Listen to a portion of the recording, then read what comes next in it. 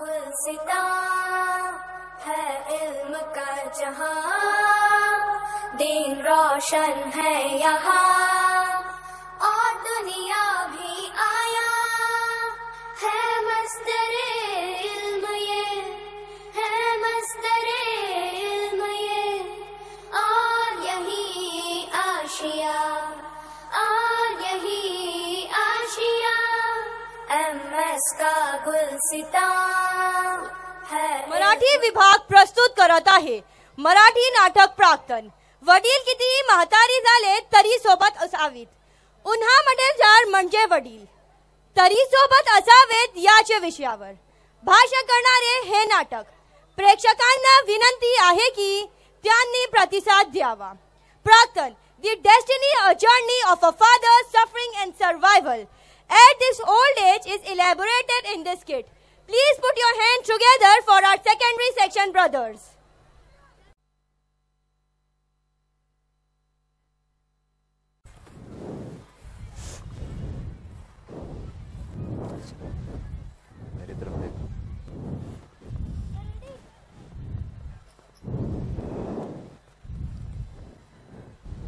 दिवस पहिला. सकाळची वेळ मुलाला कामाला जायची लगबग सुरुवात असते. मुलगा तयारी करतो. बाबा नातवंडाला खेळवत आहे.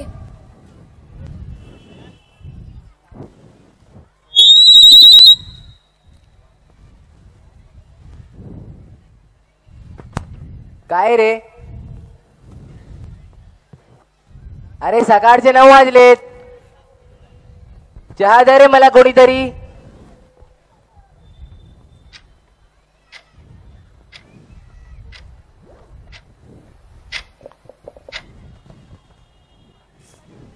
अरे काय, सकाळचे 9 वाजलेत, अजून चहा पाणी विचारला नाही मला कोणी.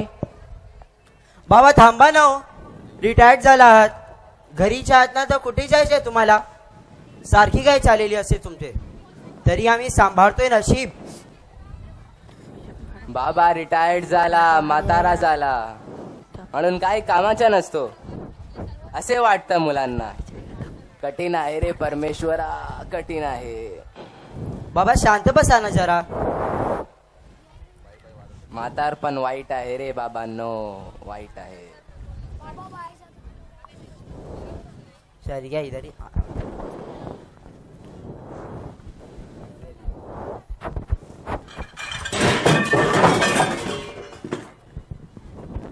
कौन है भाई?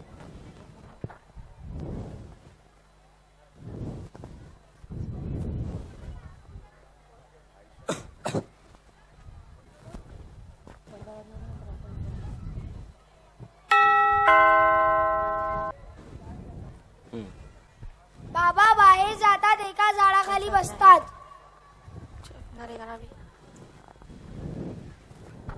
दुसरा दिवस.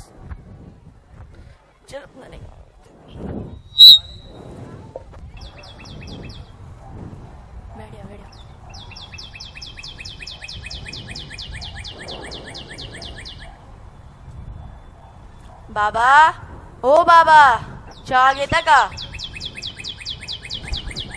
हे मात्र का बहिराय करे? काय माहित गड्या, पण मादरा शिकलेला चांगल्याच घरात दिसतं मला.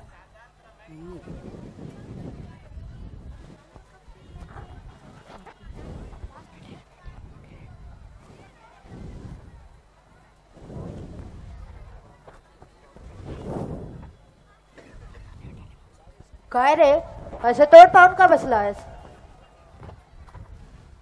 अरे बोल ना, काय झालंय सांग तरी. अच्छा, घरात पूर्ण भांडण झाले का? अरे आता आपलं संपलं सगळं. मानाप मानाच्या पुढे एवढं जोरात पडायचं की त्याने आपल्याला गाठलंच नाही पाहिजे. अरे देवाने आपल्याला यांच्यासाठी एक्स्ट्रा पेट्रोल लावून पाठवले ना. स्वतःचा विचार न करता आयुष्यभर यांचा विचार करतो ना रे आपण. म्हातार झाल्यावर अडचणीतला समान होता आपला फक्त.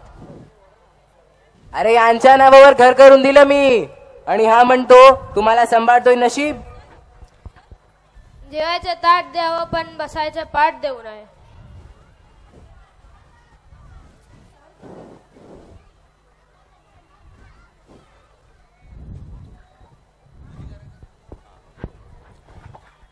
ईश्वरा आता तरी सांग सारं खरं खरं, आता पुन्हा टाळू नकोस. माणसाचं सारं जीवन आयुष्याची कोडी सोडवण्यात आणि त्याच्याशी झुंजण्यात जावं, आणि या संगराला तू फक्त प्राक्तन म्हणून संपवावं. हा कसला न्याय आहे रे तुझा? धिक्कार करतो मी तुझ्या या योजनेचा, धिक्कार करतो.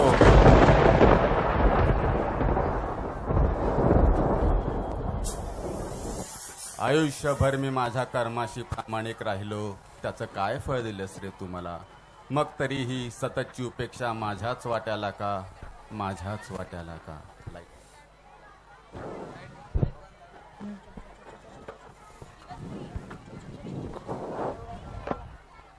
तिसरा दिवस.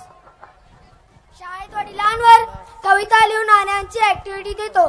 मुलगा कविता लिहून कागद टेबलावर ठेवतो.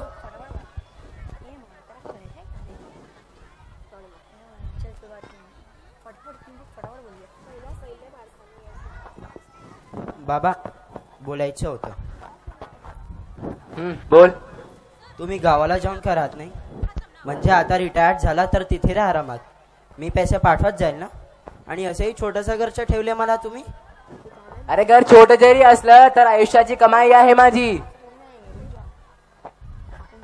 माझी अडचण होते ना, ठीक आहे.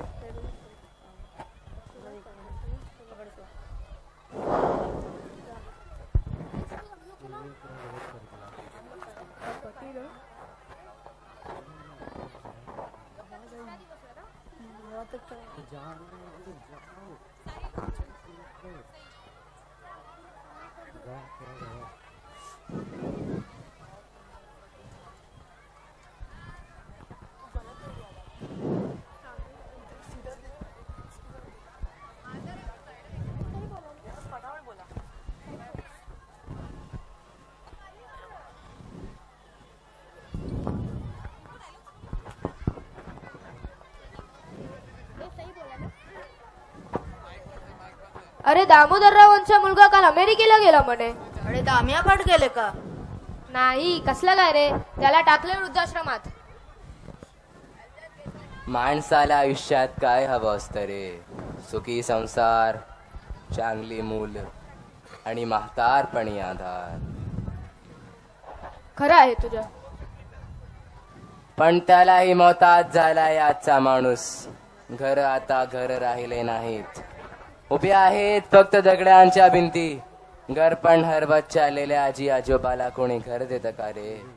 कोणी घर देतं का रे? एका तुफानाला कुणी घर देतं का रे? एक तुफान भिंती वाचून, छपरा वाचून, माणसाच्या माये वाचून, देवाच्या दये वाचून हेटतय. जिथून कोणी उठवणार नाही अशी जागा धुंडतय. कुणी घर देतं का रे? घर एक तुफानाला कुणी घर देतं का रे? तुफान आता थकून गेलंय. झाडा झुडपात, डोंगर दऱ्यात अर्ध अधिक तुटून गेलंय. समुद्राच्या लाटावरती, वनव्याच्या जाळावरती झेप झुंजा घेत घेत तुफानात थकून गेलंय. जळके तुटके पंख पालवीत खुर्डीत खुर्डत उडत आहे. खरं सांगतो बाबांनो, तुफानाला तुफानपणच नडत आहे. तुफानाला महाल नको, राजवाड्याचा सेट नको, पदवी नको, हार नको, थैली मधली भेट नको. एक हवंय लहान घर पंख मिटून पडण्यासाठी. एक आराम खुर्ची हवी तुफानाला बसण्यासाठी. एक तुळशी वृंदावन हवंय मागच्या दारात सरकारांसाठी. कुणी घर देतं का रे घर? या तुफानाला कुणी घर देतं का रे?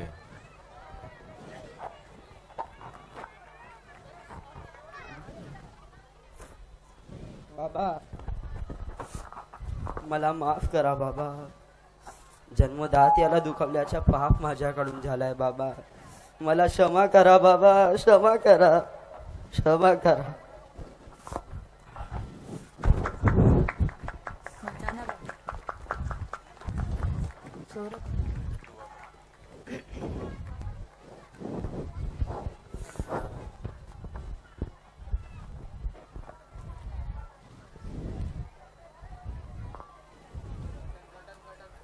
أعوذ بالله من الشيطان الرجيم.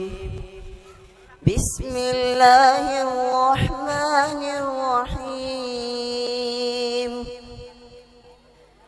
وقضى ربك ألا تعبدوا إلا إياه وبالوالدين إحسانا إما يبلغن عندك الكبر أحدهما